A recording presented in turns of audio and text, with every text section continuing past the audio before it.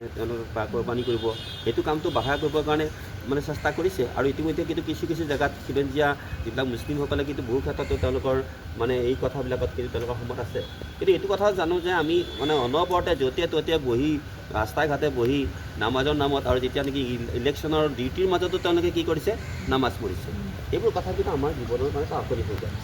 এইবিলাক নাইকিয়া কৰি এটা প্ৰগতিশীল দিশত ধৰ্মক আমি শ্ৰদ্ধা কৰোঁ ধৰ্ম হৈ থাকক আৰু সেইটো আমাৰ অন্তৰত থাকক হৃদয়ত থাকক আৰু সেয়া মছজিদত থাকক গীৰ্জাত থাকক আৰু আমাৰ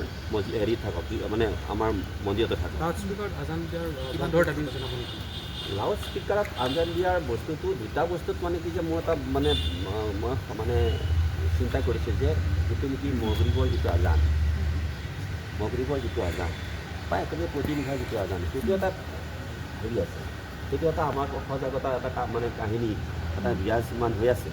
কিন্তু যধে মধে কিন্তু সেইটো ক্ষেত্ৰত কিন্তু মানুহৰ বা পঢ়া শুনা কৰা বা অফিচ কাছাৰী কিবা কিবি কৰাৰ ক্ষেত্ৰত কিন্তু গণ্ডগোলীয়া সেইটো কিন্তু মানুহসকলে স্বীকাৰ কৰে আনকি মন্দিৰতো যদি কোনোবাই সেই মতে সংখ্যাগতা বজাই থাকে আমিয়ে কওঁ কিয় গধুৰ কৰিছে কিয় আমাক বজাইছে কাৰণ পঢ়া শুনা কৰিব নালাগে নেকি আমাৰ জীৱন সুস্থিৰ হ'ব নালাগে নেকি এইবিলাক কথাত আমি নিজেই বন্ধ কৰোঁ গতিকে সেইটো দিশত কিন্তু আমাৰ ক'বলগীয়া এটাই কথা যে যেতিয়া এখন সমাজত থাকিম বিভিন্ন ধৰ্মৰ বিভিন্ন বৰ্ণৰ তেতিয়া সকলোকে আমি সন্মান কৰিব লাগিব